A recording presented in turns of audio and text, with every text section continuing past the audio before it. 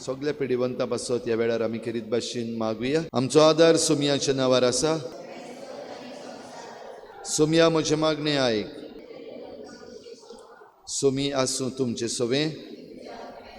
प्रार्थना तुका सोमया देवा. ह्या तुज्या चाकरांक फावो कर सदांच बगूंक कुडीची भलायकी आनी मनाची शांती आनी अनंतवंत आदारान बागेवन सदांच आंकवार मरीच्या ती निवारूंक ह्या काळाचे खोतींतली आनी बगूंक पावूंक सासणाचें दादूसपण क्रिस्ता आमच्या सोमया वरवीं.